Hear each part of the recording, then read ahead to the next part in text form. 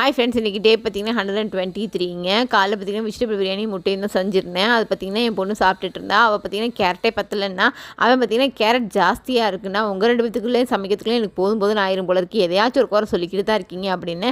அப்புறம் தட்டில் பார்த்தா முட்டையை போட்டு பசஞ்சு சாப்பிட்டுட்டு தான், என்னம்மா பண்ணிகிட்ருக்கேன்னு, இப்படி சாப்பிட்டா தான்மா பிரியாணி செம்ம டேஸ்ட்டாக இருக்கும் அப்படின்னா, இது என்ன கருமமா இதுன்னு, இதெல்லாம் உனக்கு யாருமா சொல்லித்தரான்னு கேட்டதுக்கு, அங்கே இருக்கான் பாருமா என் குரு அவன் தாம்மா அப்படின்னு சொல்லி இவனை கையை காமிச்சா, என்னடா இதெல்லாம் அப்படின்னா, அதெல்லாம் உனக்கு தெரியாதுமா அந்த டேஸ்ட்லாம் அப்படின்னு. ஏன்டா இதில் உன்னை படிக்க தானடா விட்டேன், நீ என்னடா முட்டையை உரிச்சிட்டு நிற்கிற அப்படின்னு. சாப்பிடணுமா, லைஃப்பில் சாப்பாடு தான் முக்கியம் அப்படின்னா, எங்களுக்குலாம் படிப்பு தாண்டா முக்கியம்னு சொன்னாங்க. உன்னை தப்பாக வளர்த்து வச்சுருக்காங்க. லைஃப்பில் பிரதானமான ஒரு விஷயமே சாப்பாடு தான்மா. சாப்பாடு இல்லைன்னா மனுஷன் எப்படிம்மா வாழ்றதுன்னு எனக்கே சத்தம் போட்டான்.